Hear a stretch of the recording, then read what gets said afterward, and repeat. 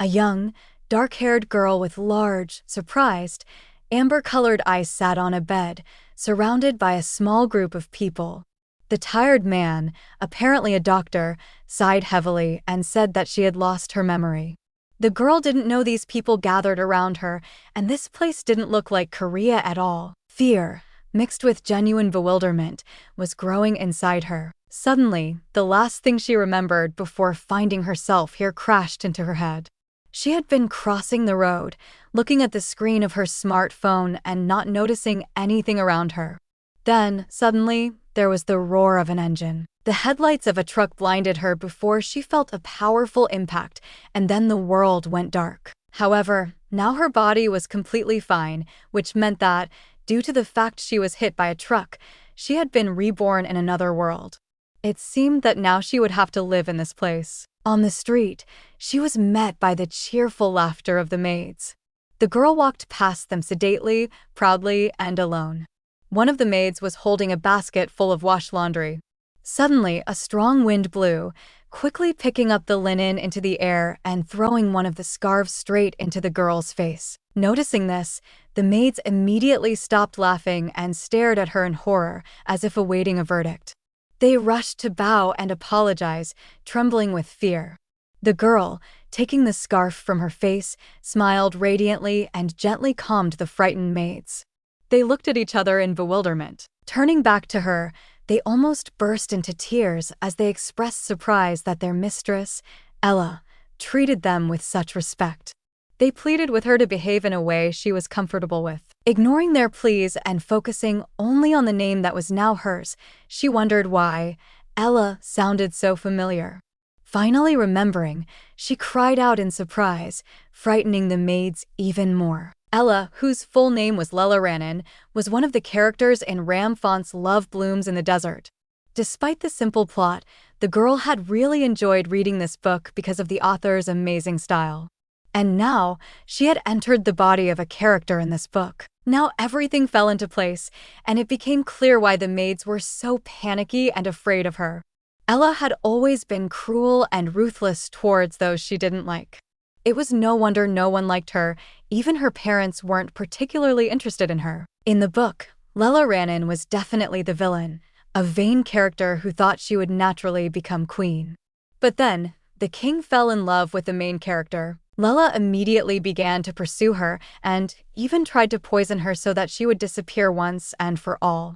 The girl sighed and said out loud that, whatever the case, Lela was not such a terrible villain. The maids looked at each other in bewilderment, wondering if their mistress was really okay, especially since she was getting married soon. Intrigued, Elle moved closer to them, asking what kind of wedding they were talking about. They fearfully explained that, in 3 days, she must marry the second prince of the Ren Empire. Stunned by this news, Elle screamed, not understanding how she could suddenly become a married woman. In the book, the Empire of Ren was mentioned when the war began, but the state was not particularly notable and eventually failed and collapsed. Because of this situation with the country, she had to get married. Although the second prince was not even mentioned in the book, he would not inherit the throne. So, at the wedding altar, Elle nervously wondered if she should have married him in such a hurry. It was the dead of night, and there were no guests. Even the emperor did not come to his son's wedding. She looked at the prince with alarm, wondering if he was really ugly since he didn't show his face. Even though it was a forced marriage, she thought, I would have liked the prince to at least be handsome. After the ceremony was over, the princess was taken to her new room, and she was pleased to note its beauty and decoration. A smiling maid named Lari said that she would prepare a place for her to sleep. However, Elle refused, saying that she would do everything herself because she felt sorry for the maids, who were accustomed to cruel treatment. She wondered where that man was now. It is a shame to leave the bride all alone on the first night, she thought, and apparently, he was marrying against his will. Elle asked Lari when the prince would arrive, to which she shuddered. The maid hesitated, not daring to tell the truth. The girl asked her in surprise what had happened. Gathering her strength, Lari finally said that perhaps the prince would not come at all. A shocked Elle fell to her knees with a grim look, not believing that he had left her immediately after they got married. The agitated maid rushed to lift her up, and the girl sullenly thought that perhaps this was for the best. It is so tiresome to live with someone whose character may be incompatible, she thought, and then it would be better not to meet until they die. However, when the prince did not show up even after a month, the girl irritably noted that this was too much. Turning to Laurie, she asked a question that had been intriguing her for a long time, namely, how ugly was the prince? The surprised maid hesitated, not knowing how to answer her. Elle said she was willing to put up with many things, but she was really turned off by ugliness, so it was important for her to know the answer to her question. Laurie, embarrassed, asked if the princess hadn't heard anything about him. She shared that, although she had not seen him in person, she had heard rumors that, during the day, the prince took the form of a monster. Imagining a huge, fanged mouth, Ella recoiled, horrified that her husband might be a monster. Laurie continued, explaining that, according to rumors, when the prince was little, he had been cursed by an evil wizard. That was why he always hid from others during the day. Elle understood that this must be why the prince had married her in such a hurry. She irritably pondered how it was possible to marry off a girl who had lost her memory to a man doomed to turn into a monster at dawn. That night, the princess suddenly woke up. Moonlight was brightly flooding the room. It was still too early to get up, and Elle sat up in bed, rubbing her eyes tiredly. Thoughtfully, she directed her gaze out the window, watching the night landscape unfold before her and realizing that a month had already passed since she had entered the book. So, then, I really did die after all, she thought. Clutching the blanket in excitement and anxiety, she wondered if she would ever be able to return to her home world. Wrapping herself in a shawl, Elle quietly left her room, her head still unable to fully comprehend what had happened to her. But she decided to first learn more about this place. Walking through the night garden, silvered by the moon, the girl suddenly realized that she had gone too far. Her gaze was met by a stunningly beautiful body of water washing over towering, smooth rocks. She couldn't help but wonder if this was really still the imperial palace. There were no guards around, and only a lone, fluffy dog lay peacefully at the roots of a tree. Noticing her, Elle screamed in surprise, frightening the dog, who instantly woke up from his sleep. He bared his teeth angrily at her, letting out a warning growl. Realizing it was just a dog, Elle breathed a sigh of relief.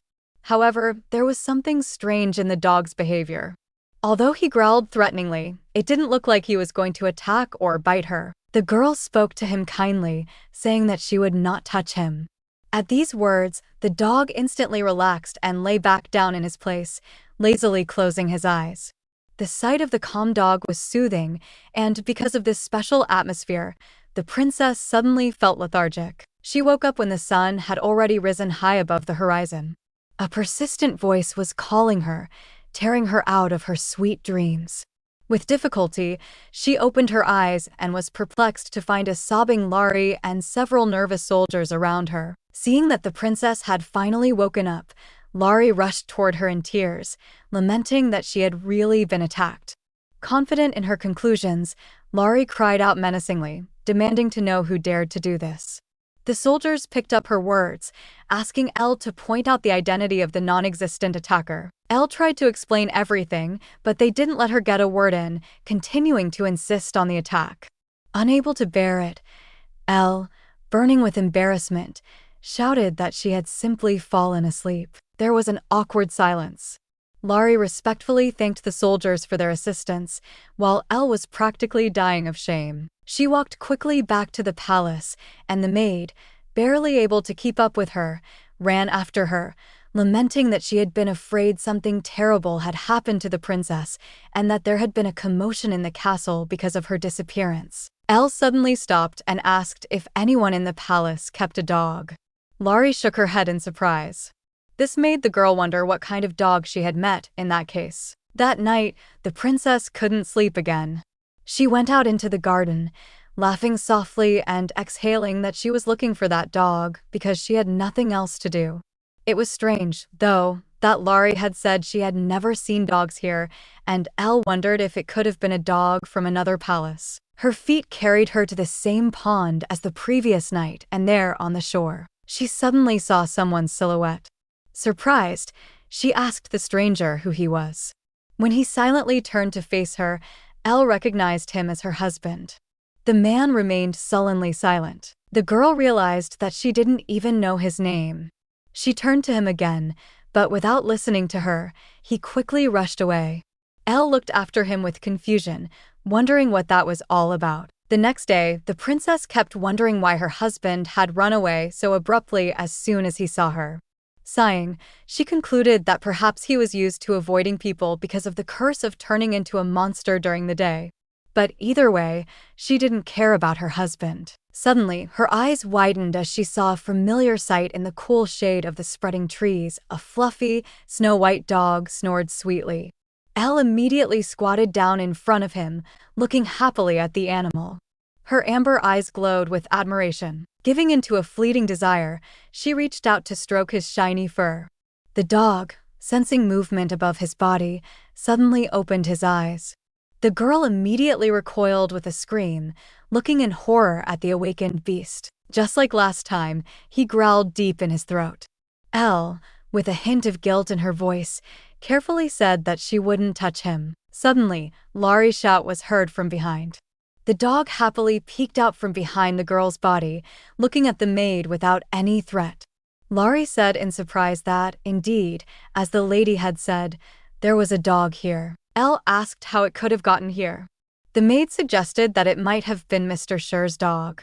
Ella, puzzled, asked again. Laurie awkwardly said that Sher was the prince's name. Reacting indifferently to this information, Elle offered to take the dog to the castle. It was impossible to just leave him on the street, especially since this dog seemed lonely. There was no one around at all, and this reminded the girl very much of her own situation. While carefully soaping the dog in the bathtub, Elle came up with the nickname Tofu. She spoke affectionately to Tofu, asking if he liked his new name.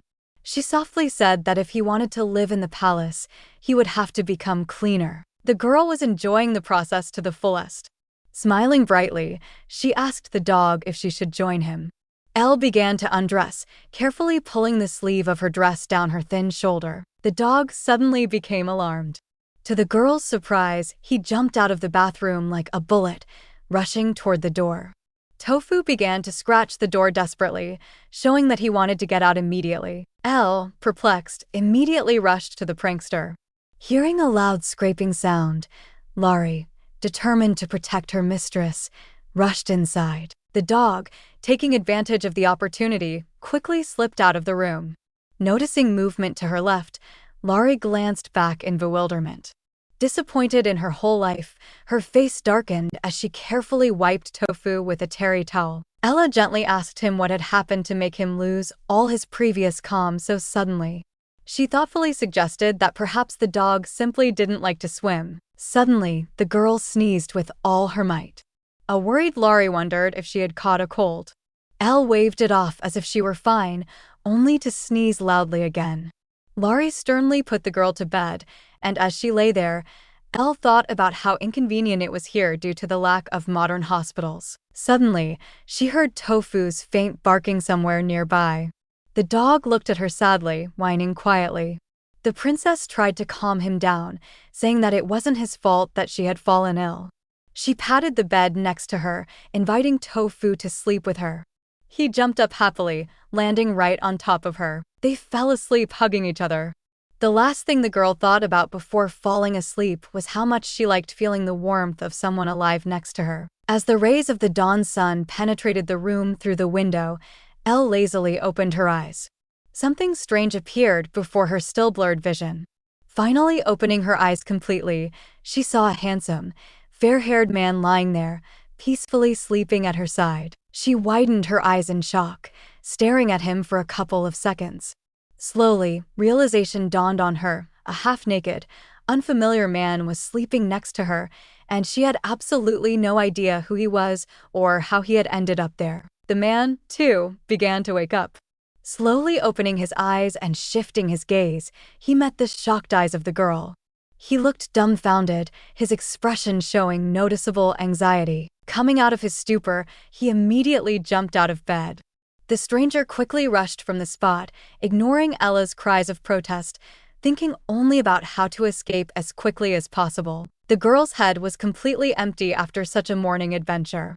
However, what followed next was a deafening female scream about a pervert. Later, Elle was walking through the garden with Tofu when an excited Lari ran up to her. She asked worriedly about the morning incident with the pervert, to which the princess assured the maid that everything was fine. Elle was concerned about the lack of security nearby and wondered what might be the reason for it. After all, it was an empire. It couldn't be that they didn't have enough budget. She asked Larry, who was in charge of the palace budget. She gently patted Tofu on the head and listened to the maid's reply that the chamberlain must be doing this. Elle had never seen this chamberlain before, and the maid hastened to answer. The thing was that Ri had been here relatively recently, so she couldn't give an exact answer. In fact, before Elle's arrival, the servants weren't having the best time. Elle smirked skeptically, asking if Larry had ever thought that she would quarrel with the chamberlain, to which she nervously replied that she never thought Lela was evil. The princess assured her that there was no need to panic so much and that she just wanted to meet with the chamberlain. Tofu suddenly whined, and Elle worriedly asked him what was wrong. She asked if he was really so dissatisfied with the chamberlain. She stared at the dog, not understanding what was wrong with him. The girl continued to throw out options of what Tofu could be worried about, but he remained silent, looking at her attentively. There was one last possible option left. When she mentioned the pervert, the dog barked affirmatively. Elle was very surprised, looking at Tofu with bewilderment. She repeated her words again, and the dog growled menacingly. His whole appearance showed that he was ready to protect her at any cost. The girl couldn't resist and hugged Tofu, melting from such care from the dog. Her emotion was interrupted by the thought that the chamberlain was probably not very busy, and she would need to find him and talk to him. A few days later, the chamberlain was leisurely drinking tea in the company of his servants. Elle came to visit him with Larry to talk. However, a serious young servant blocked her path, declaring that she could not go there now. She smiled and said that he should know who she was. The servants looked at each other nervously. Imitating the character of the book, Lela, the girl crossed her arms in displeasure and asked with irritation if she needed to explain who she was. They bowed their heads respectfully to the princess, and she demanded to let her through. Tofu barked furiously, listening to the girl. The servant shouted rudely at the dog, unable to contain himself. From such treatment, Elle gave him a sharp, resounding slap in the face. The second servant, Marie and Tofu, who did not expect such a development of events, stared at them in shock, not believing their eyes. The enraged Elle paid no attention to them, scolding the servant for speaking so carelessly to her dog. While the second servant helped the humiliated man to stand up, the girl reflected on how this would be unacceptable in Korea. Before this, when she was in the kingdom of Sahid for a few days, all the maids there helped her. Here, Larry did everything alone. Be that as it may, Tofu was much more valuable to her than all these servants. She was surprised by her own thoughts, but then she looked at the dog. Gently patting him on the top of his head, she realized that she simply couldn't help but like such a cutie. Suddenly, the girl remembered something. Neither Ri nor Tofu were originally in the book, and the fact that Lela married a representative of the Ren Empire was already radically different from the story. Soon, the princess was taken to the chamberlain. He frowned with displeasure when he saw them and turned to Larry irritably, reminding her that he had personally intended to approach the princess. To this, she responded in fear that several days had passed since then. The man was not satisfied with this answer, and losing his temper, he began to shout at the maid for daring to contradict him. His tirade was interrupted by Elle, who rudely addressed the chamberlain. The man turned around to look at her in amazement at such impudence. Lela was a very tough person. She did not think about the feelings of others, so the girl, realizing that the only way to put the chamberlain in his place was to imitate the heroine, boldly continued. She clenched her fist tightly, looking menacingly into the man's eyes. To everyone's surprise, she angrily hit him right in the face. The servants, frightened by the princess's behavior, covered their mouths with their hands in amazement. Ri was calm. She only carefully covered Tofu's eyes. Scarlet blood gushed from the chamberlain's nose. He fell off the chair with a dull thud, screaming loudly in pain and clutching the bridge of his nose. Elle looked at his suffering with disdain. The man stood up and shouted that he would not leave this alone. However, he was met only with a stern look from the princess, who declared that he was nobody. She coldly asked who he could report her to, whether there was some nobleman behind him or whether he was going to inform the emperor and empress. She didn't care. Finally, the shamed chamberlain, whose name was Kapari, sullenly agreed to negotiate. Lella asked, without emotion, if it was right for him to manage the palace budget. Before Kapari could answer, the girl demanded that he transfer the rights to this to her. This stunned the man. Originally, the budget was managed by the prince's agreement, but since the prince could only handle matters at night, the chamberlain had to rule during the day, and Elle wasn't going to let that go. The chamberlain nervously asked her if she was good at calculating expenses. She coldly answered the question with a question, asking if women in the empire did not study mathematics. She continued indifferently that she had been taught this in the kingdom since early childhood. The man irritably asked her to prove her abilities. He promised that if she proved herself capable, he would hand over the budget management rights to her. However, this was not enough for the girl. Kapari lived in the best palace, and Elle demanded to switch places with him if she won, being sure that the girl would not cope with difficult tasks. He said that then she would have to try very hard. With a grin, he began asking her simple arithmetic problems, to which the girl gave the correct answers with a bored look. The chamberlain was completely horrified that she answered everything so easily.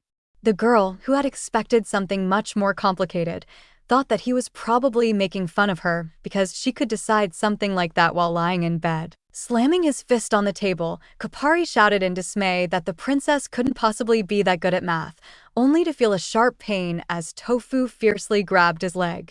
He tried to throw the dog off without much success, yelping in pain, and Elle watched this picture with satisfaction. With his leg bandaged, the chamberlain sat sullenly on the bed, thinking hard.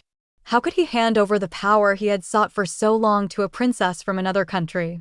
A memory came to mind of how, after his loss, he declared that no matter what, he could not leave the palace. But the girl easily replied that if he didn't mind living with her under the same roof, then he could stay. A dog growled angrily nearby, defending its owner. Clenching his hand into a fist, Kapari made a furious decision to kill this bastard. He ordered the maid to keep an eye on everything the princess does from now on. At the same time, Elle fell onto her new bed with relief, and a joyful Tofu jumped on it after her. The girl enthusiastically asked the dog if he liked the new room, and he barked affirmatively. Now that the princess was out of that dirty palace, she felt her depression was gone. Larry was genuinely happy for her mistress. Smiling good-naturedly, she noted that Elle had become much happier after Tofu appeared. Lella yawned tiredly. Today had left her pretty exhausted. Tired before falling asleep, she asked Larry not to leave if she was suddenly asked to move to another palace and said that she would protect her and Tofu. The next day, Elle was sorting through reports in her new office. The latest report attracted particular attention. The girl asked Larry what she had been eating all this time. Lost in thought, the maid listed everything. Elle, the princess, showed her a report stating that 1 million gold pieces were spent on food and 300,000 on maintaining the property, and asked why food was so expensive and who spent the money on maintaining the property. Larry replied that Kapari was the one doing all this, and Elle realized heavily that there was corruption involved. Suddenly, she heard strange sounds and looked away in confusion. Tofu, instantly jumping up from his place, barked menacingly, looking intently ahead. He rushed from his place to the door, and the hostess hurried after him. As she left the room, she saw him attack the frightened maid, continuing to growl loudly. There was real horror in the poor girl's eyes.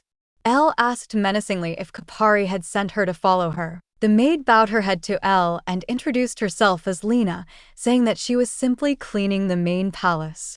But Lella remained adamant, coldly asking why she was hanging around here in that case and not in the hall. With a frightening look, the girl ordered her to leave and tell Kapari not to pull any more stupid tricks. She watched with satisfaction as Lena hurried away. Suddenly, she noticed Tofu's happy face, and her expression instantly changed. She happily hugged him, praising him for his immediate reaction. She continued to be touched, saying how handsome and smart Tofu was, and then tried to kiss him. But the dog pushed her away with his paws. Elle wondered if he didn't like kissing. The next morning, the girl did not find the dog next to her and, in fear, began to search. She didn't know where he always went at night, but in the morning, he always returned at the same time. But today, this did not happen. Larry said that she searched the entire corridor, but the dog was nowhere to be found. Elle was noticeably nervous, worried about the loss of her beloved dog. Larry tried to calm her down, suggesting that he had gone out for a walk. However, Elle was worried that Kapari might have done something to him. Larry was horrified by this suggestion. Lella was haunted by the way the Chamberlain had looked at him the day before. Despite the power Kapari had in the palace, he still wouldn't dare be rude to the princess, but that wouldn't work with a dog. After all, in this world, dogs were treated like unnecessary trash. She wanted to go to Kapari right away and see if Tofu was there, but if he wasn't, that would only make the situation worse. Having collected her thoughts, with eyes burning with fury, she asked Larry to go to the Chamberlain and tell him that she was not interested in all these aristocratic games, and if something happened to Tofu, he would be in trouble. Then she asked if Larry knew where she could meet the prince. The maid replied that even the Chamberlain did not know the answer to this question. She nervously explained that the nanny used to take care of the prince, but then she was falsely accused and thrown out of the palace, and no one knew anything about the prince anymore. Before the prince was cursed, the nanny was the only one who was close to him. The princess asked in bewilderment, "What about the emperor then?" Larry sadly replied that the emperor was not interested in the second prince and did not even come here. It was getting late. The prince would soon become human again, so Elle made a firm decision to find him. However, the imperial domain was much larger than she thought, and it turned out not to be so easy. She couldn't use the servants and maids because they were helping Kapari. There were only 3 or 4 people with whom she could find Tofu and the prince, but even they were slowly starting to get tired. Eventually, the girl resigned herself and invited the maids to return. Larry was surprised by Lella's proposal and asked, "What about the prince and Tofu?" To this, the princess declared that this would not do and that she would ask the duke for help. It was deep night, and at this time, Elle was writing a letter to the duke. Even though her parents married her off to a monster, it's unlikely they would have refused to help her. Suddenly, the door creaked open, and an excited Larry ran inside, distracting the girl. She anxiously reported that a letter had arrived, personally written by His Majesty the Emperor. The letter stated that the Empress wished Lella to come to the palace as soon as possible, and the Emperor sent his chamberlain and knights to escort her. The letter didn't say anything about why they wanted to see her, but the girl didn't care, and she smiled mysteriously. This was a great opportunity to ask the Emperor for help and also to tell him about what Kapari had done. So, she asked Larry to tell her that she was leaving the next morning. The next morning, Lella was awakened by something wet and rough touching her cheek. She reluctantly opened her eyes, and something white and fluffy appeared before her blurry gaze. Suddenly waking up completely, she saw Tofu, alive and well, in front of her, looking at her intently. Jumping up, she rushed to hug the missing dog with wet eyes, lamenting how worried she was. Suddenly, she noticed that Tofu had hurt his paw and called out to Larry in alarm. Together, they treated his wound, trying not to hurt the dog. Larry cried out in anger, "Did Kapari do it?" Without a second thought, Lella calmly replied, "He wouldn't dare." Hearing a reasonable question about who dared, the girl plunged into thought. She promised herself not to hold back or get upset anymore. She needed to become angrier and stronger. This way, she could protect those she loved. She told Larry that, as planned, she would go to the Emperor, so she asked her to prepare everything. She will not be just the daughter of a duke from another country. She will show that she is a real princess and restore her rights. Larry, filled with enthusiasm, happily supported the girl and suggested starting with choosing a dress. Despite the maid's enthusiastic speeches, the princess was not so inspired. She asked Larry about the dress in surprise. However, when the maid took her to a spacious hall filled with a variety of lush dresses and expensive jewelry, Lella's passion was transmitted to her. The maid, with a happy smile, showed her the jewelry that Lella loved before she lost her memory. The light from the multicolored stones almost blinded Lella. Shielding her eyes from the bright glare, she reflected on how, in the book, Lella only wore high-quality items, but the girl herself didn't understand this and wore whatever she wanted. Overexcited, Larry was becoming almost frightening in her ways, towering ominously over Elle as she promised to prepare her perfectly for the trip. Not accustomed to such luxury, Lella, having already changed, stood awkwardly, dressed in a chic blue dress and massive gold earrings adorning her ears. Seeing her, Larry became even more delighted, and Tofu's face expressed extreme shock. The maid, giggling, assumed that he had fallen in love. Lella, picking up on Larry's mood, asked the dog with a grin if he was really capable of such a thing. Larry stated that both humans and male animals were the same, and Lella asked in surprise if Tofu was a male. The maid suggested checking it out, but the dog got into a fighting stance and then jumped into the closet. He looked at them sullenly from under the half-open doors, and the girls discussed in surprise that sometimes he really did resemble a person. After a while, they went down to the garden, where Lella's carriage was already waiting. A stately man greeted the princess, introducing himself as the imperial chamberlain, Shudan. Lella thanked him for coming to accompany her, and the chamberlain gave her his hand, helping her into the carriage. Suddenly, Tofu rushed towards them with a loud bark. One of the knights reached for his sword to drive the dog away. The enraged princess shouted at him, angrily ordering the sword to be removed and explaining that it was the dog she had raised. Turning to Shudan, she declared that the dog would go with her. The carriage moved off, and Lella closed her eyes tiredly, taking a deep breath. Then, she looked at Tofu seriously and said that it was dangerous to do that because he was already covered in bruises, and what would happen if he got hurt again? The dog pressed his ears back in shame. She asked him if he was afraid that she would leave him somewhere, and he confirmed this by barking. Larry, laughing quietly, said that he stuck to her like chewing gum, and when the maid stroked him, he was not as calm as with Lella. Soon, they arrived at the palace. Lella looked at him nervously, mentally preparing herself for a meeting with the emperor. The chamberlain told them to follow him further. Looking at the interior decoration, the girl thought about how expensive everything around was. Approaching one of the doors, Shudan knocked on it and announced the arrival of the princess. Lella entered a richly decorated room where the emperor sat demurely on a sofa. He looked indifferently at the girl who entered. She bowed politely, greeting the emperor. The emperor invited Lella to sit down opposite him, and she walked awkwardly toward the sofa. She was clearly uncomfortable in the presence of the silent, emotionless man. When she was already exhausted from the awkwardness, the emperor finally spoke. He began by saying that she had been married for a month now and asked if she liked the palace, to which the girl replied that overall everything was fine. Looking up at Elle, he asked if she had seen the second prince. The girl replied sheepishly that she'd only seen him on the day of the wedding. The emperor asked if they had seen each other since. Feeling as if she were being interrogated, she shuddered and replied, no. She had to choose the right time to bring up Kapari. The emperor continued, saying that he had called her today to convey something.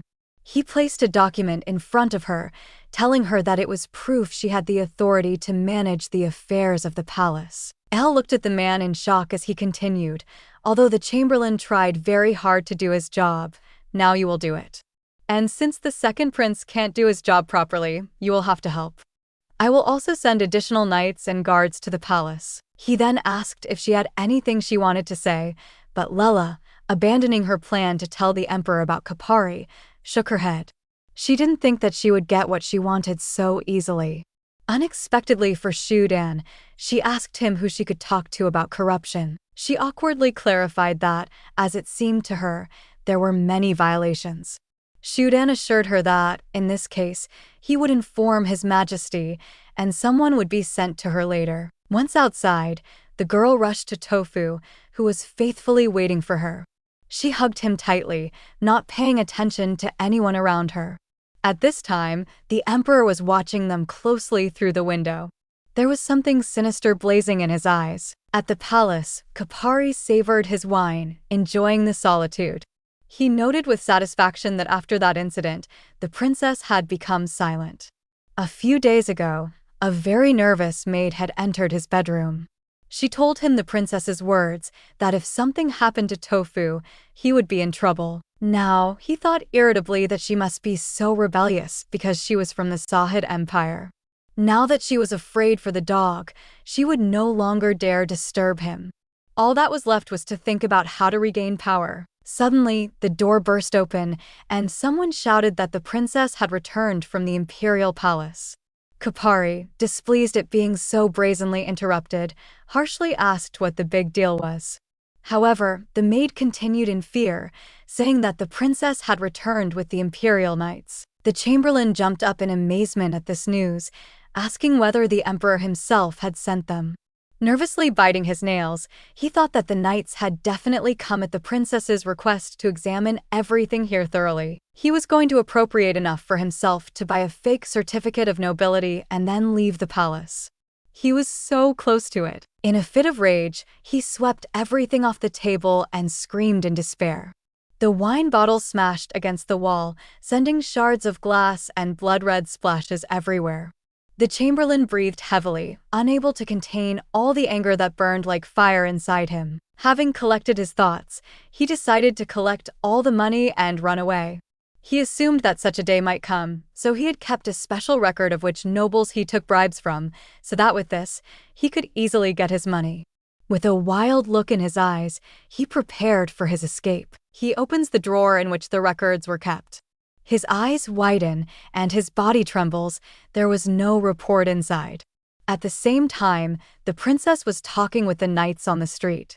One of them assured the girl that from now on, she would be safe. Laurie thoughtfully suggested that it seemed Kapari had already discovered that the documents were missing. She asked Elle how she knew exactly where the records were kept in such a huge palace, to which the princess replied that she simply put herself in his shoes. If it were her, she wouldn't allow something so precious to her to be kept too far away. Therefore, one must find such a place without worrying about it raising suspicions if it is found. As the sun set behind the horizon, giving way to a silvery moon in the sky, Tofu peered at his reflection in the clear surface of the water. His features, previously canine, quickly changed, taking on the appearance of a fair-haired man. His real name was Stuart Wren, the emperor's favorite, and he was soon to become the crown prince until this terrible curse befell him. One day, during the imperial banquet, a wizard burst into the palace. He shouted loudly, sparkling with purple flashes of magic, that from now on, the emperor would live his life like an abandoned dog. But Stuart rushed forward, covering his father with his body. For a moment, he was blinded by a bright flash of lightning, and he took upon himself the curse, turning into a dog. The wizard disappeared, and the mother fainted from shock. The emperor killed all the nobles who were at the banquet and also sent all the wizards of the country to the guillotine. But everyone still found out about this incident, and rumors circulated that the second prince had turned into a monster and disappeared. Soon after, the mother died of illness, and the emperor began to ignore his own son. Even the nanny was falsely accused and thrown out of the palace, and Stuart could not go outside because he didn't want anyone to see him like this. At that time, he thought it was better to have no one around him, but then he met her.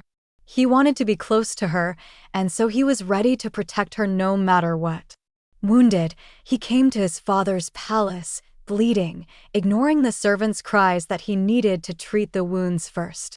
He swung the door open, meeting the emperor's cold gaze. The emperor asked harshly why the prince had come to him. Stuart explained that he had come to ask for a favor, even though it may seem rude. Kneeling before him, he asked the emperor to protect his wife. Later, the reports that Elle found were delivered to the emperor, who was furious that the palace budget was being spent on personal needs. All the nobles involved were beheaded or demoted, and, of course, Kapari was no exception. The emperor thought that this was even good because he had a good opportunity to get rid of these parasites. However, he didn't think Stuart would ask for it personally. He had everything to become the crown prince: strategy, courage, a wise look. The first prince, reared, lacked such qualities. If only it weren't for this damn curse. Suddenly, he remembers Elle hugging the prince in the form of a dog, and a bright thought comes to mind. He shouted that he knew how to lift the curse from Stuart. The prince had to truly fall in love. However, what kind of person could love a dog? It was possible that the princess would be able to lift the curse, even though she was the daughter of a duke from the state of Sahid, which tried to attack the empire at every opportunity. But this problem could be solved. The emperor calls Shudan, saying that he would need to send a gift to the princess. Elle, who had just finished sorting through the reports, stretched with relief. Worried about the girl, Laurie noticed that she had been working since early morning. Elle leaned her hands on the table and let out a satisfied sigh, saying that she was glad she had managed to solve the problem sooner than she thought. She continued that it was all because she had Laurie and Tofu, causing the maid to break into a happy smile with shining eyes. Laurie said that she had prepared a really tasty breakfast today. The princess gasped in amazement. The table was simply bursting with various delicacies, and her eyes were running wild. The satisfied maid reported that, although the food cost had become much lower, the food was much more luxurious now. Everyone did everything to impress the girl, all because she had the diamond necklace the emperor had given her last time, which meant that she enjoyed his favor. Suddenly, Laurie, thinking that Elle might change her maid because of this, began to fuss around her, assuring her that she was ready to be with her for the rest of her life. The girl smiled happily, saying that she and Tofu were enough for her. Those who chase money and power are the people who will disappear like a mirage when it all disappears. Suddenly, there was the sound of paws pattering, and Elle turned around happily. Tofu rushed into her arms, and the girl, filled with genuine happiness, tenderly hugged the dog. She turned to the dog, asking if he would stay with her for a long time, and he barked affirmatively. Unable to contain her emotion, Elle squeezed him even tighter, admiring the dog's smiling face. She actually sometimes thought that Tofu understood what she was talking about. Deciding to test his skills, the princess asked the dog to give her his paw, and he immediately gave it to her. She pretended to shoot a pistol, and the dog obediently fell on his back. When ordered to roll on the floor, he began to roll in different directions like a big fluffy ball. The pleasantly surprised girl gave him a piece of meat as a reward. She then invited him to go for a walk, and Tofu barked happily. On the street, they came across maids sorting through a mountain of letters. When asked what it was, Elle was told that these were all invitations to social events. She rolled her eyes in boredom. It seemed that even the noble ladies, who had not previously shown any interest in her, had heard rumors that she was enjoying the emperor's favor. But the girl was not interested in this, so she ordered them all to be refused. Having moved a decent distance away, Laurie asks if Elle will continue to decline invitations, to which Elle gives an affirmative answer. She continues, saying that, of course, it would be nice to be friends with the nobles in order to be prepared for any developments. But for now, she doesn't need it, and she is happy with her current life. However, after this, the invitations and refusals began to be repeated every day. The number of letters increased, and poor Laurie was practically drowning in a pile of papers. But the lady remained adamant, requesting a refusal each time. When Laurie visited 4 days later, the princess was already exhausted by the constant flow of invitations. To the girl's great relief, however, the maid hadn't come for that reason. Instead, she had come to inform her of an invitation to a banquet celebrating the second prince's birthday. Elle rubbed her temples tiredly, wondering irritably why they were holding a banquet in honor of the Beast Prince when they had never done so before. Thinking about what the emperor was trying to achieve, she sat down to write a reply letter with a smirk. She needed to make sure that he wouldn't pull such annoying stunts in the future. She handed the letter to Laurie, asking him to send it to Shudan.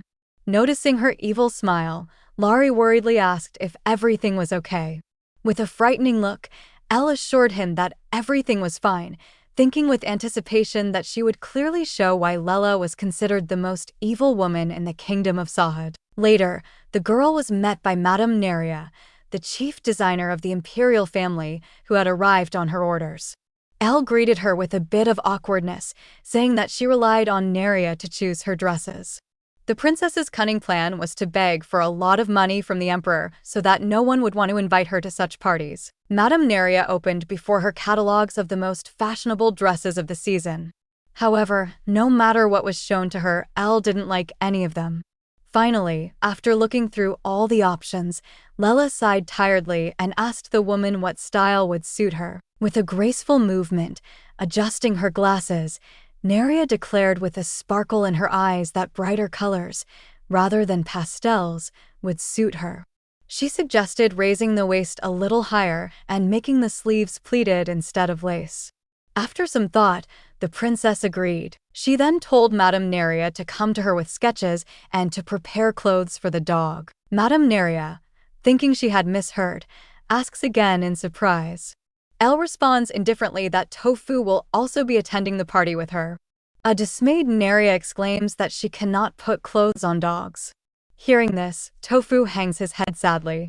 Picking up the dog in her arms, the princess declares that in this case, they cannot cooperate. Madame Neria, unwilling to agree to such conditions, bows respectfully and says goodbye to the girl. Elle, angry, asks Laurie to find another designer who will make clothes for the dog, but Laurie thinks to herself that it will likely be difficult to do, as everyone hates dogs. Completely disillusioned with the world, the princess sadly hugs Tofu, wondering how anyone could not love this sweet and loyal dog, as no human could compare to him. The next day, Madame Neria returns with the news that she has changed her mind and will sew clothes for the dog. When asked why she changed her mind, the woman replies that it was the emperor's order. Elle asks again, bewildered, not understanding why His Majesty would need this. She looks back at Tofu in surprise, letting out a heavy sigh. Madame Neria gets straight to the point, reporting that since there are still 3 months until the banquet, she would have time to sew about 4 dresses. The girl agrees to the chosen design and tells the woman to ensure that the fabric is of the highest quality. She also requests 10 outfits, including clothes for the dog. Madame Neria indignantly notes that she has other orders, so her schedule is very tight, but Elle remains adamant, promising to pay 5 times more if the woman changes her schedule. Neria counters, saying that she has a very trusting relationship with her clients and cannot do that. Elle ups the ante, saying that she will pay 10 times more in that case, but the woman continues to hesitate. Finally, Elle names a sum 15 times larger and offers to secure her as their permanent designer. Surrendering to such pressure, the woman agrees. The princess's face instantly brightens, and she smiles radiantly, saying that the imperial family will pay her. In her mind, she calculates how much it will all cost and plans to choose some jewelry for herself, thinking that this will probably be enough to make the emperor panic. The good-natured man begins showing her the jewelry that would suit the princess, and Elle's gaze falls on a beautiful shiny ring. The man then shows a richly decorated necklace, claiming that it is the most expensive thing they have. Suddenly, Tofu rushes toward him, snatching the necklace from his hands with his mouth. The jewelry falls to the floor with a clatter, and shards of stone scatter across the floor. Realizing that all the jewelry was fake, Elle snorts contemptuously and threatens the man, asking how he dared to palm off a fake on her. He tries to justify himself in fear, but the girl waves her hand, signaling the security guards to escort him out. Elle knows that if a princess were to attend a party wearing fake jewelry, the noble ladies would immediately notice. She begins to suspect that the man was hired by someone who wanted to put her in an awkward situation. Now, she must find the person behind this plot. Elle coldly orders that everything the man brought be removed and that his tongue be cut out so he could never deceive anyone again. Crying in horror, the man shouts that he was only doing what the Earl of Severn told him to do, revealing that the Earl belongs to the highest noble faction. Elle learns that the noble faction is targeting her. She orders the man to be taken to prison and, with a satisfied smile, strokes Tofu for his cleverness. However, the girl wonders how Tofu was able to immediately recognize that the jewelry was fake. She looks closely at his face and, holding the dog by the cheeks, screams in amazement. Could her dog really be a genius? The next morning, Elle wakes up earlier than usual, feeling her stomach growl. As she stretches, her hand brushes against something soft. Turning her head, she screams in surprise, finding the same pervert from before peacefully snoring next to her. The man sleepily opens his eyes at her scream and stares at her in confusion. Elle calmly asks if he is a prince, but he doesn't respond. Instead, he opens the window wide and jumps out, disappearing before Elle can even react. Shocked, she rushes to the window, but there is no sign of him below. Confused, Elle wonders what just happened. At breakfast, Laurie asks what was going on with the pervert. Elle replies indifferently that, based on everything, he seems to be her husband. Laurie gasps in shock, processing this information, while Elle muses that it's perfectly normal for a legitimate couple to share a bed. But why did he appear and run away without speaking to her? Elle suddenly realizes that not only is he a monster who turns into a human at night, but he also can't speak. She still doesn't understand why the prince was secretly spying on her while she slept. Laurie, with a dreamy smile, giggles and suggests that perhaps he liked the princess, but Elle shakes her head, insisting that they only saw each other at the wedding. Laurie fantasizes that maybe the prince watched her from afar, learned she was a good person, and decided to visit her bed. Elle chokes, denying Laurie's speculation. She says that she really doesn't care what her husband looks like. After all, it's just a plot from a fantasy romance novel, and she doesn't care about that at all. Elle just wanted to hope that her husband would eventually show himself confidently, without hiding. Unexpectedly, Tofu jumps into her lap and curls up in his usual spot, looking up at her with eyes that seem wet, as if from tears.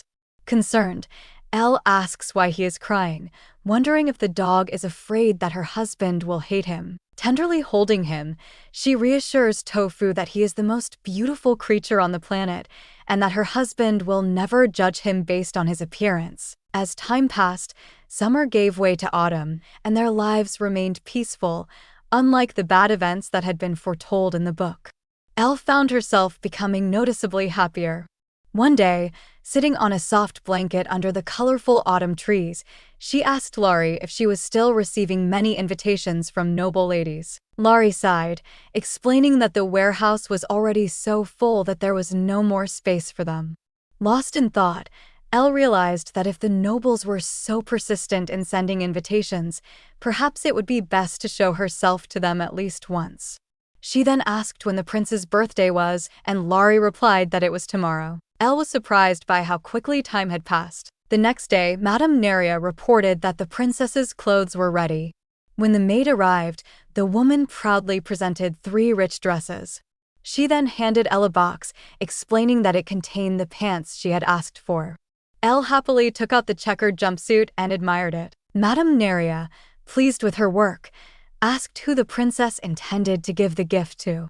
To the woman's shock, Elle replied that she would wear it herself. Madame Neria nervously pointed out that the outfit wasn't a dress, but Elle calmly reassured her that she preferred comfortable clothing over pretty dresses.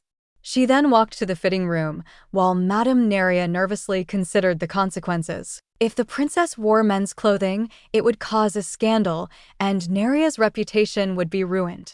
But then, Elle pulled back the curtains, revealing herself in the new outfit. The dress suited her perfectly, and Madame Neria gasped in delight, admiring her beauty. Laurie squealed with excitement, and Tofu barked happily. Elle smiled, pleased with the praise, and said she would wear this outfit to the party. However, Madame Neria objected, explaining that in the Empire, there was a strict division between women's and men's clothing, which could lead to problems. Elle replied calmly that while traditions were important, following them too strictly made life less interesting. She added that, like in her home country of Korea, comfortable clothes would eventually become popular. Madame Neria looked at her with respect and apologized for jumping to conclusions. Later, the dog was dressed in his own outfit, though Tofu groaned at the unfamiliar sensations.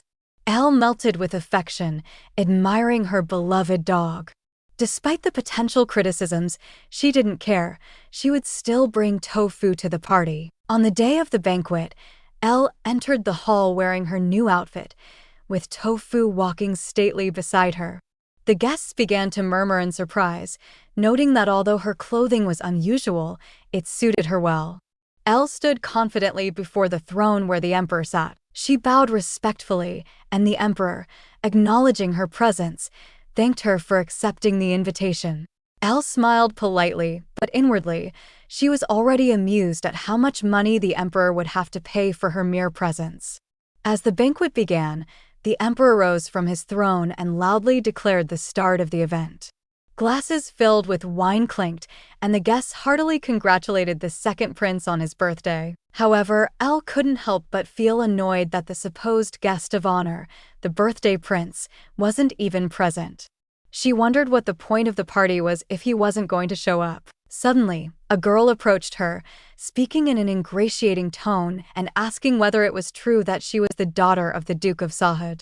Elle turned around with a displeased expression and saw a girl standing before her, introducing herself as Robin Saddle, the daughter of the Markov.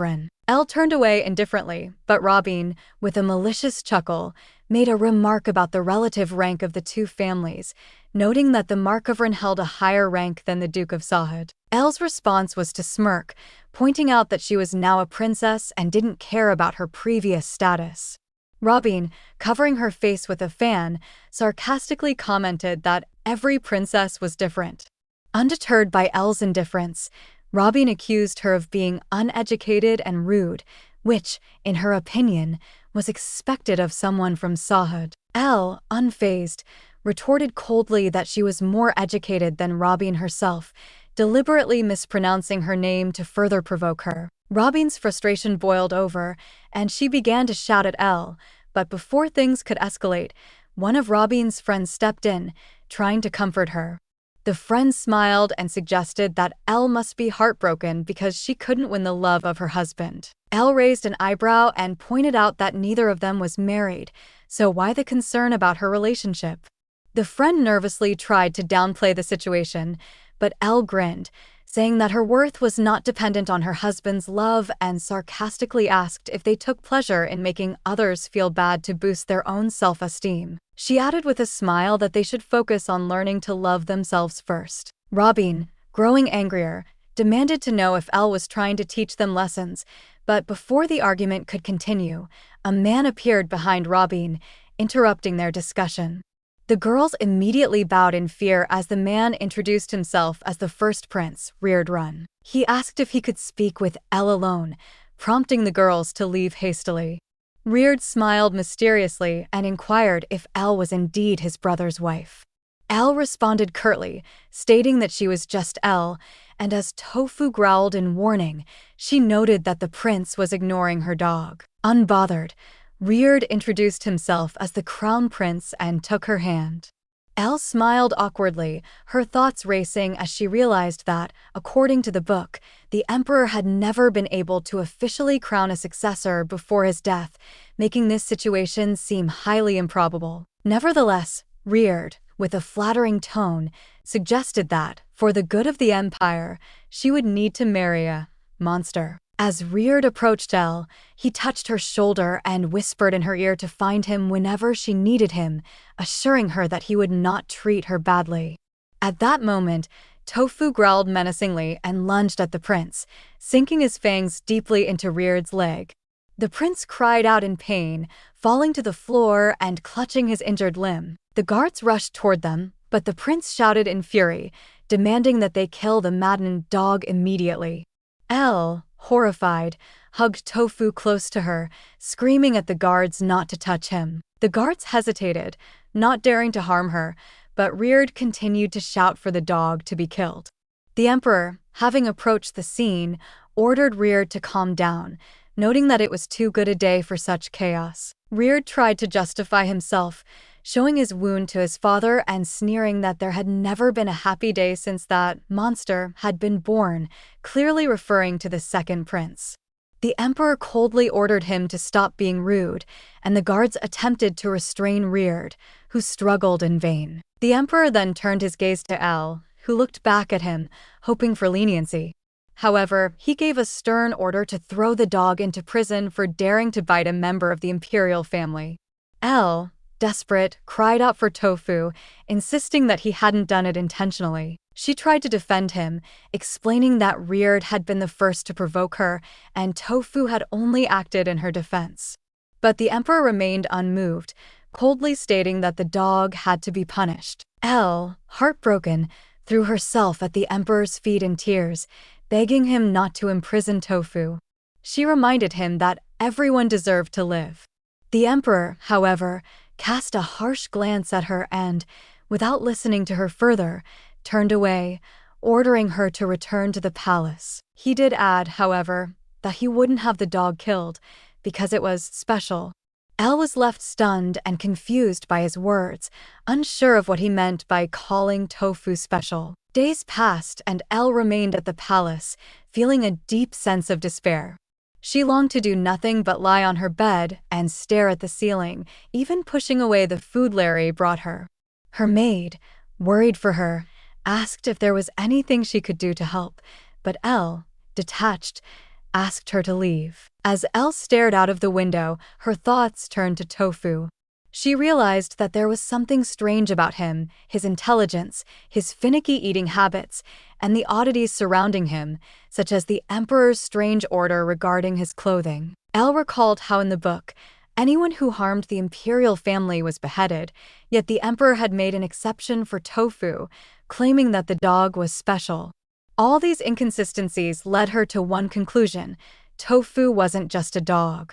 In fact, he could very well be the prince himself. Elle jumped out of bed, amazed by her own realization. She excitedly called Larry to her. She asked her what the second prince's name was, and the maid replied in surprise that his name was Shurtrun. Elin asked if she could find out who was with the prince on the day he was cursed. Later, having found out everything, reported that everyone who was with him that day was already dead. A small number of nobles and servants could attend that banquet. It was said that only the emperor, his wife, and Shurt himself remained alive. He had told her about this, but this information was secret, so Larry was not supposed to talk about it. Elle thought about how carefully everything had been thought out. Suddenly, a thought struck her, and the girl asked if she could ask the heated for a list of the nobles present. Larry replied guiltily that, as far as she understood, the maid didn't even want to hear about it. Elle nodded in disappointment, realizing that even though it would be dangerous, she would have to figure it out herself.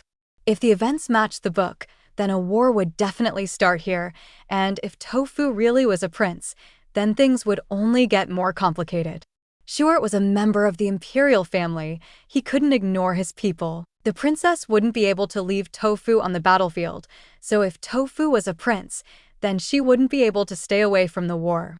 This meant she had to be stopped somehow, but first, she needed to find out whether the list of nobles who were present at that moment had been preserved. Only then would she be able to develop the next points of the plan. Elle had managed to steal a pass to the document warehouse and was now tensely hiding behind the bookshelves, wondering how she would be able to find what she needed in such a huge area.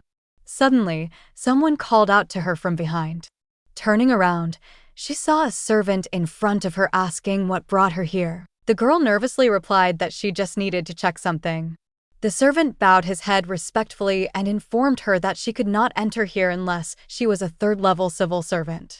The girl spoke quickly, saying that she liked that the place was properly guarded, and in that case, she would leave right away. Having failed, Ella had no intention of giving up and decided to return at night. Suddenly, in the hallway, she meets a maid who tells her that Tofu has returned.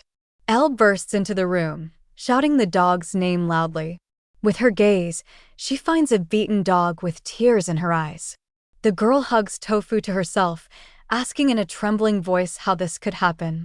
The dog devotedly nuzzles Elle's hand. The princess cannot hold back her tears. She was glad he had been saved, but she couldn't understand how anyone could have left not a single whole spot on such a small body.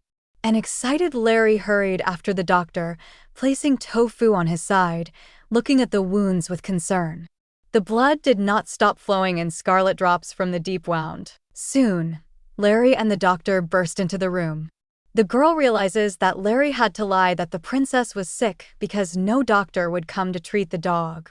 Elle pointed sadly at Tofu, saying that it wasn't she who was sick, but the dog. The doctor asked again in confusion, to which the girl, ignoring him, asked if he could cure him. He shook his head, saying that he treats people, not dogs.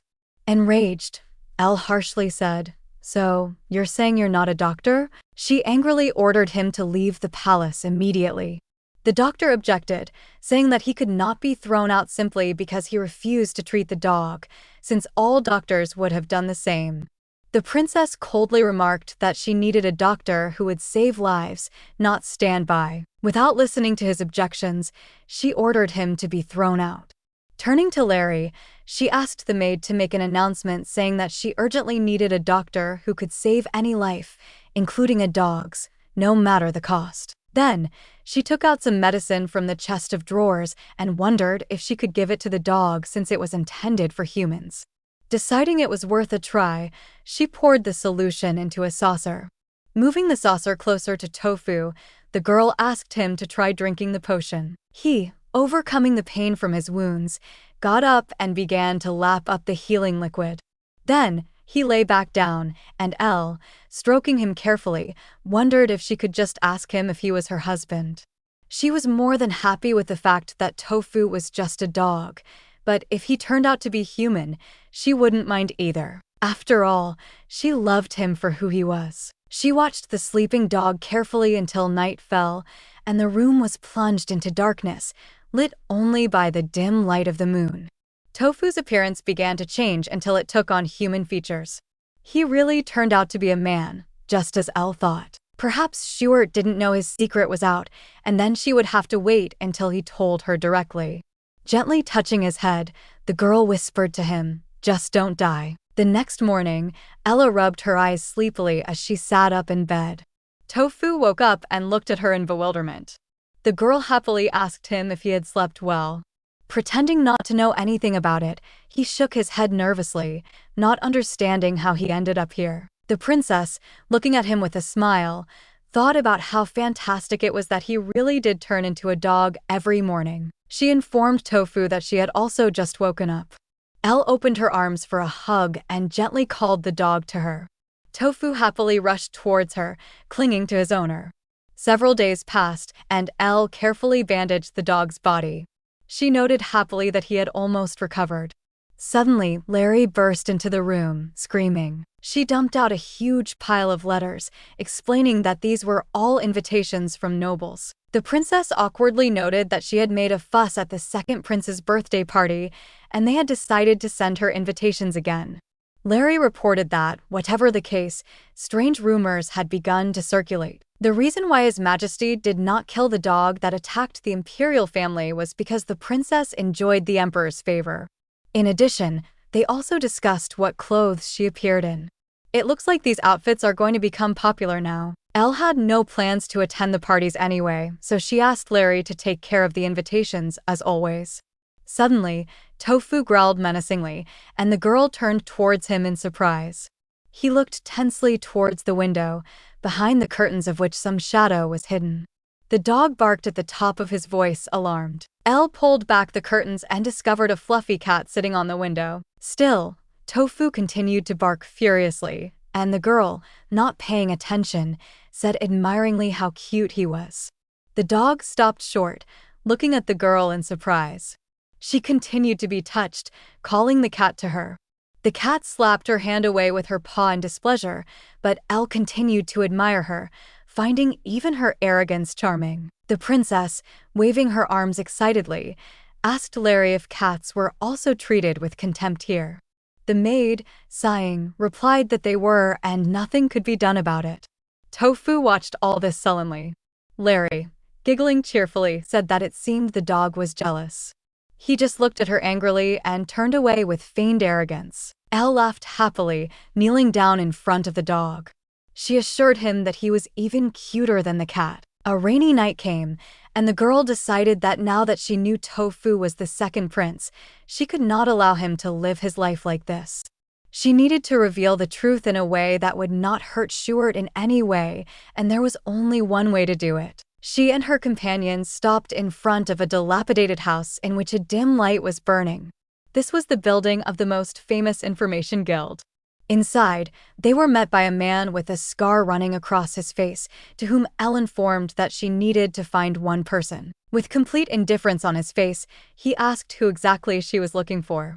One of his companions sharply put his sword to his throat, menacingly pointing out that in front of him was a noblewoman and he should show respect.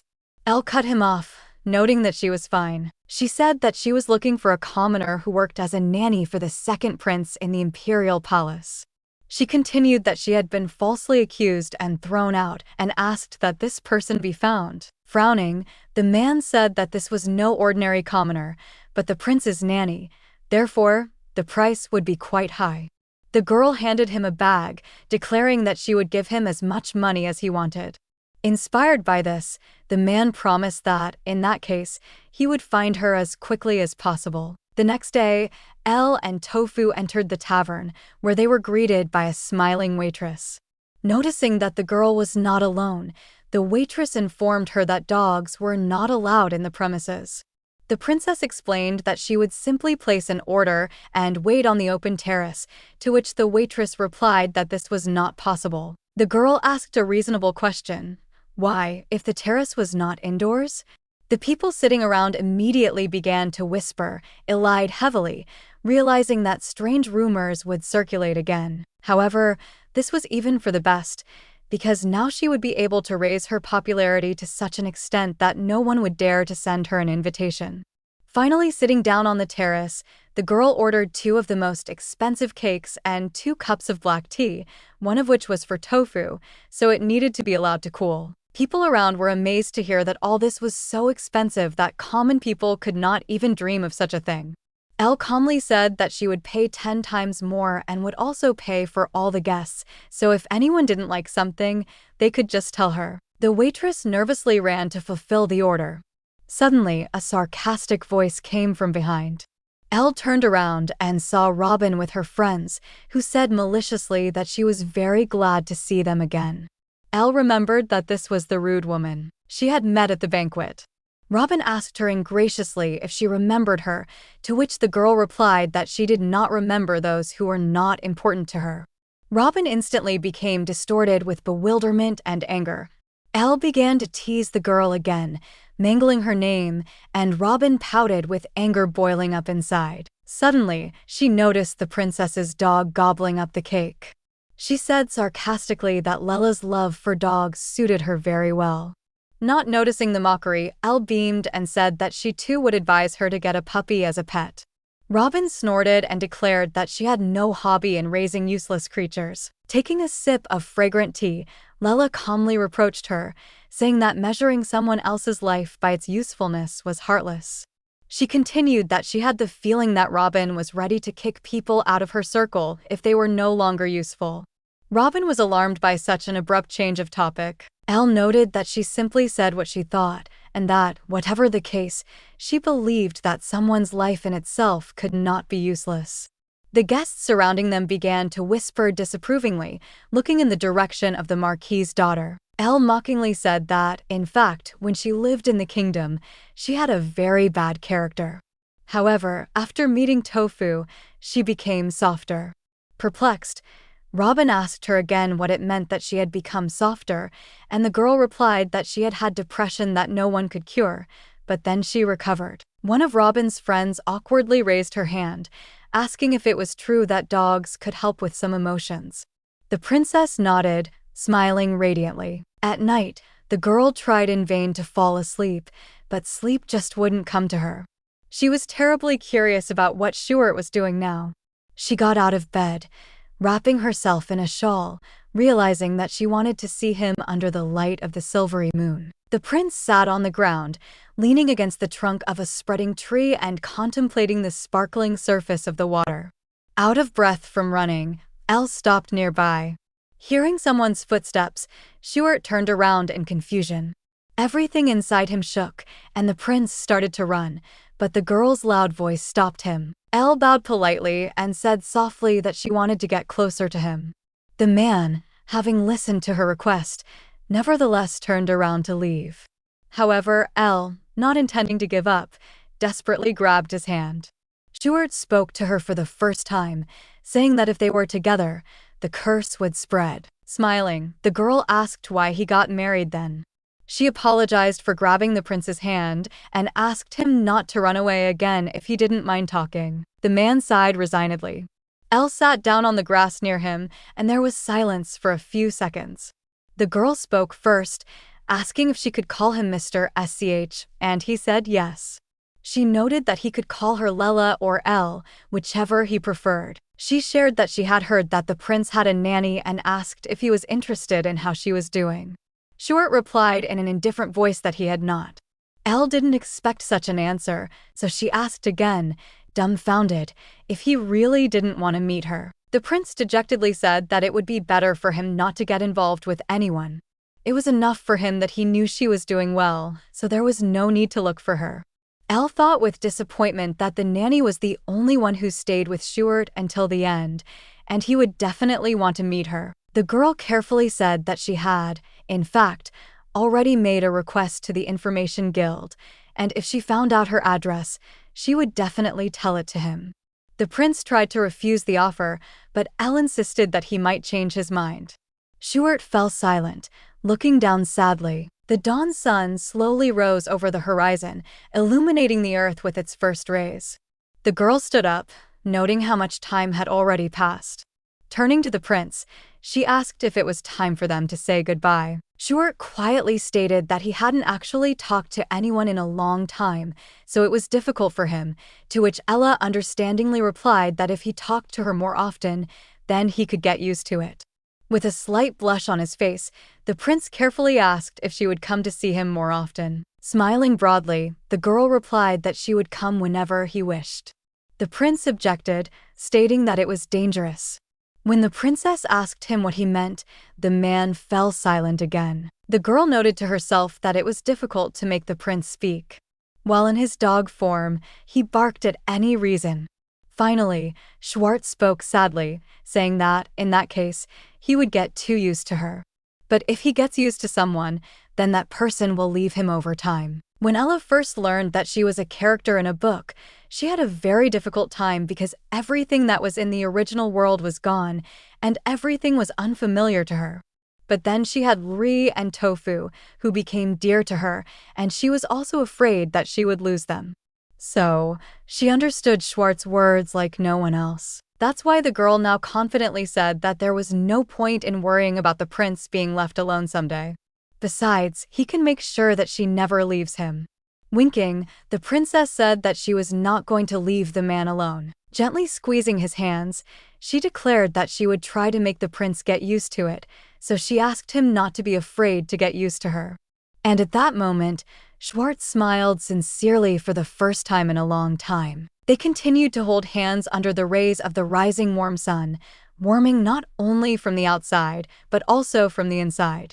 Elle woke up late because she had spent the whole night with Schwartz. Apparently, he was tired too, as he was fast asleep next to her in his dog form. Ri, who had entered anxiously, asked if she was sick because the maid had tried to wake the princess, but she would not wake up. Elle answered awkwardly that it was all about fatigue. Ri reported that she had received a letter from the Information Guild. Hearing this, Tofu immediately jumped up and walked up to the girl, looking at the letter. Smiling, the princess realized that Schwartz was still interested in learning about the nanny. She began to open the letter, and the dog tilted his head with interest. Inside was a message that 36-year-old Romani had died in a carriage accident just after leaving the imperial palace. Tofu instantly drooped, staring sadly into space. Ri asked excitedly what was in the letter.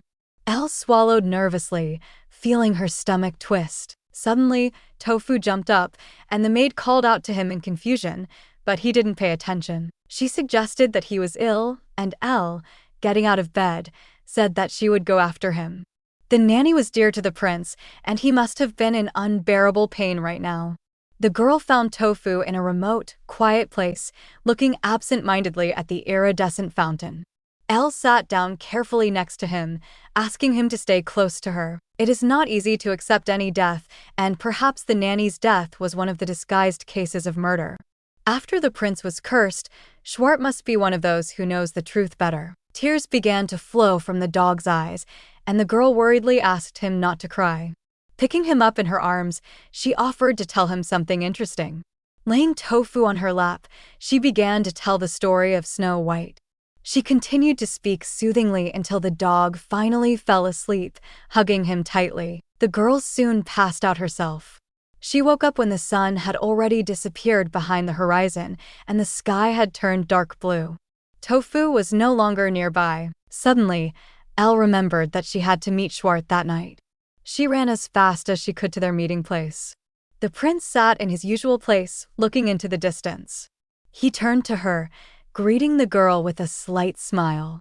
Noticing how the girl's breath had become ragged, he asked in surprise if she ran. She replied that yes, because she thought the man was waiting for her.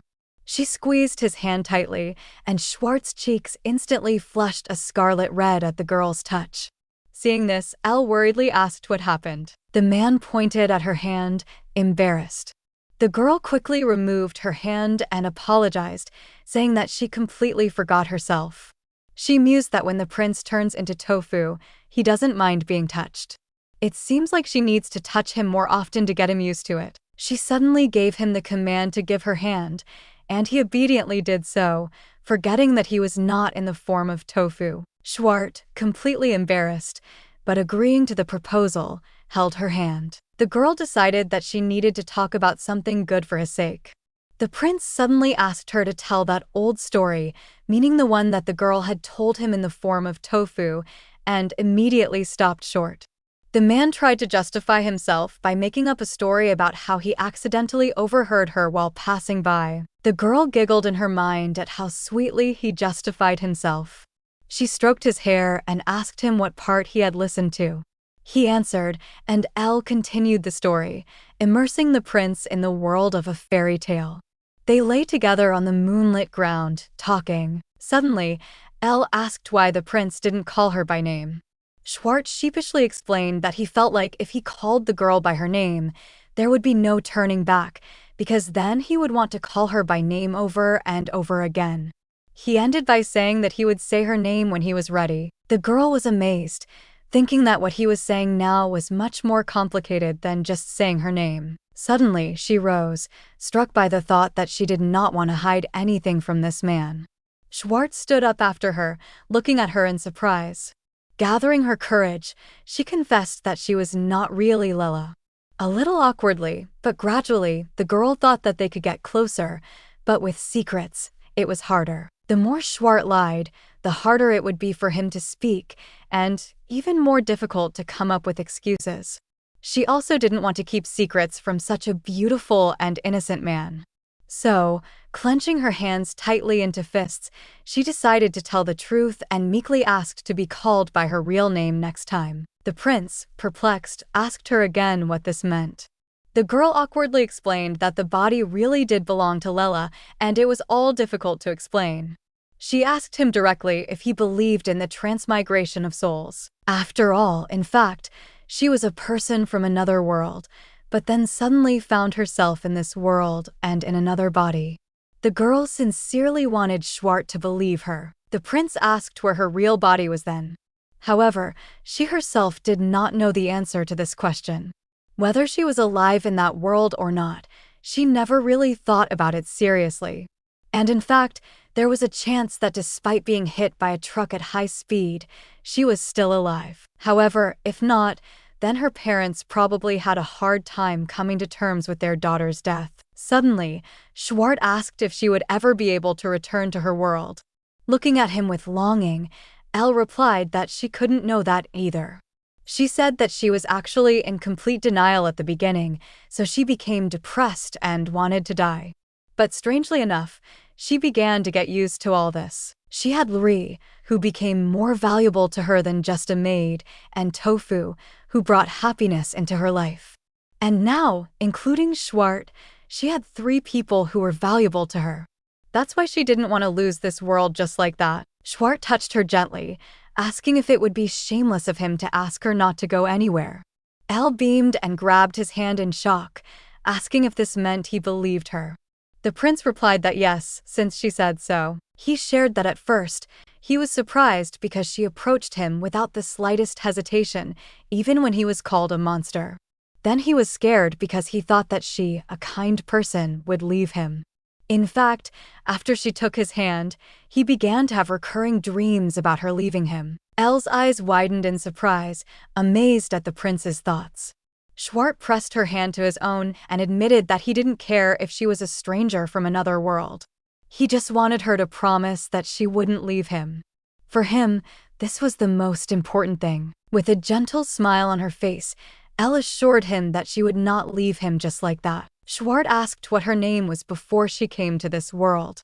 The girl happily replied that her last name was Sun and her first name was Irene. Schwart repeated her name, savoring the sound on his tongue. A delighted Irene exclaimed enthusiastically, pressing her cheek to the man's palm. Irene admitted that after talking with him, she felt much better because no one knew about this before him. So, from that moment on, he could also tell her something honestly. After these words, Schwart stopped abruptly, calling the girl. He quietly revealed that he actually had something he couldn't tell her. Irene thought that he would say this sometime later, but she would never have thought that it would happen today. The prince was noticeably nervous, barely able to say what he was going to tell her. The man grabbed his head and began to tremble slightly.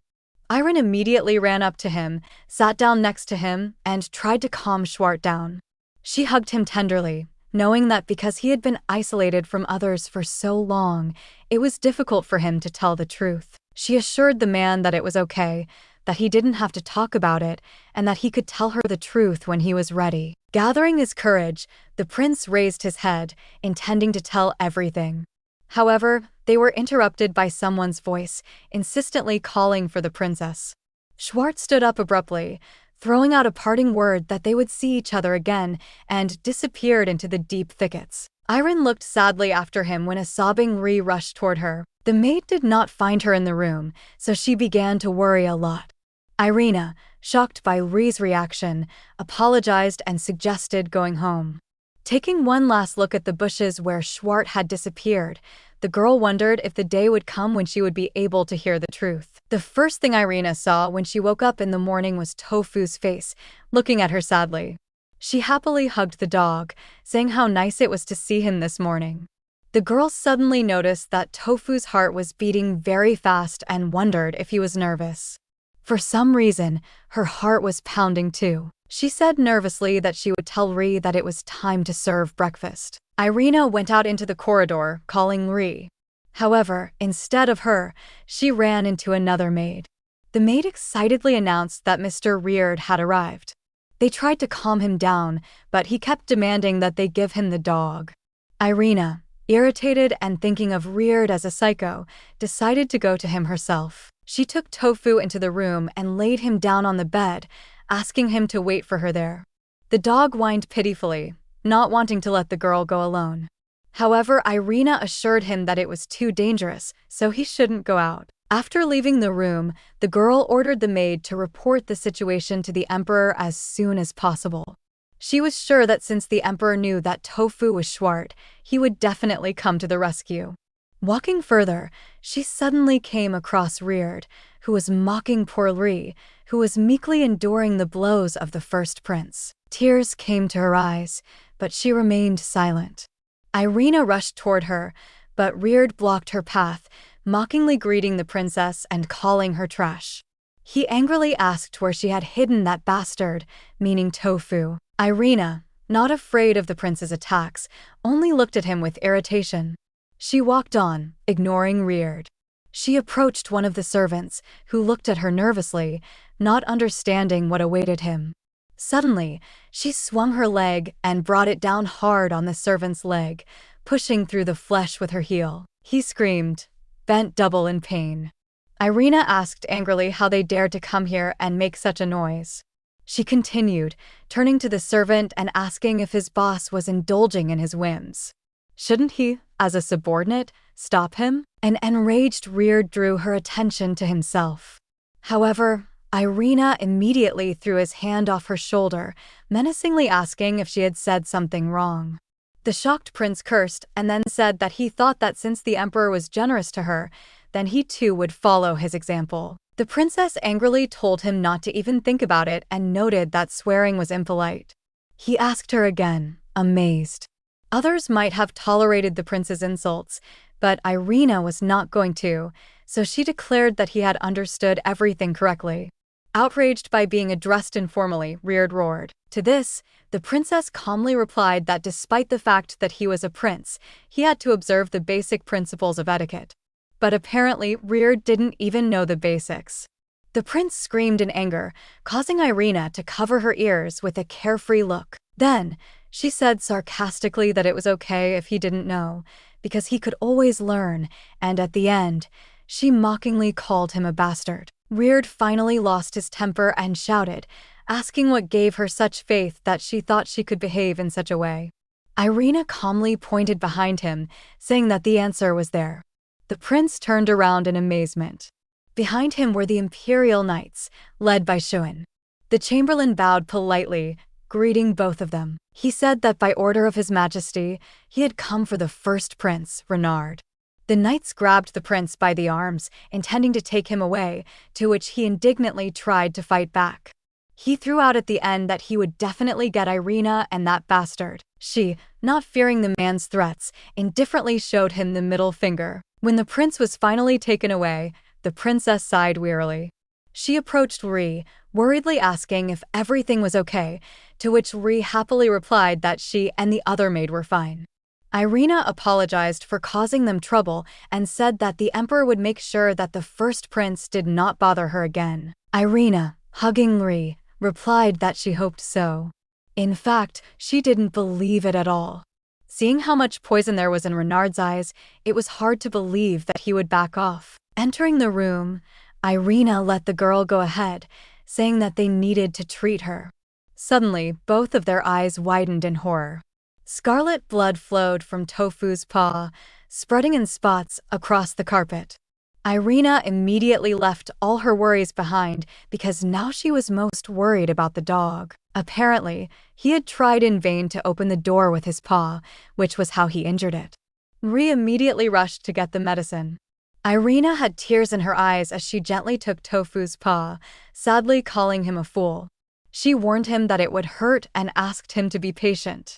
Tofu hung his head dejectedly, whining quietly. Soon, Irina bandaged his paw and also smeared Ri's wounds with a healing potion. After this, the girl sat down tiredly at the table. Tofu whined guiltily as he looked at her. She turned around, and the dog instantly rushed into her arms, which made Irina smile. She explained that she didn't go with him because she was afraid that something would go wrong, and if the same thing happened, she would do the same thing anyway. Tofu shook his head in protest, barking indignantly. The princess threatened that if he acted recklessly again, she would bathe him herself, pat him on the back, and kiss him 500 times. The dog froze instantly.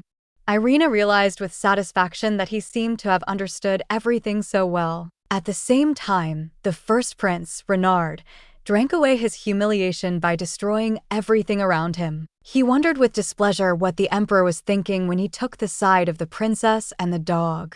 Before that, he had shouted furiously at his father, asking why he was so protective of the second princess.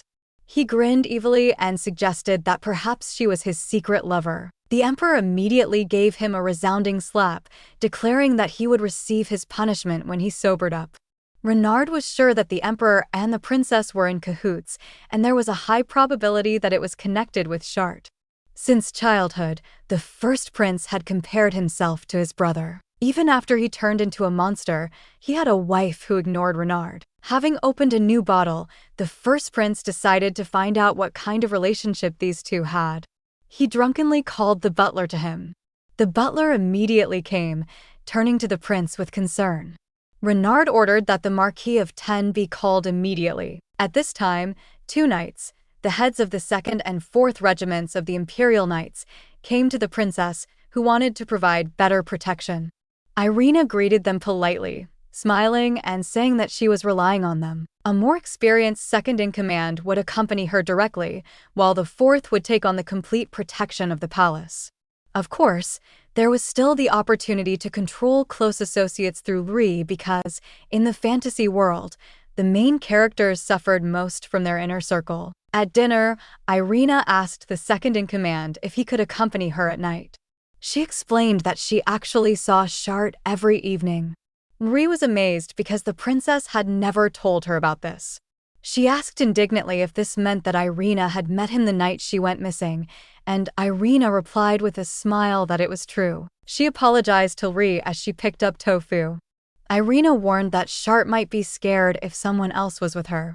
Bowing his head, the knight promised that, in that case, he would accompany her at a distance. Ri suddenly asked what the second prince was like, because, according to rumors, he was a terrible person. Irina assured her that he was very kind and good, and sometimes sweet.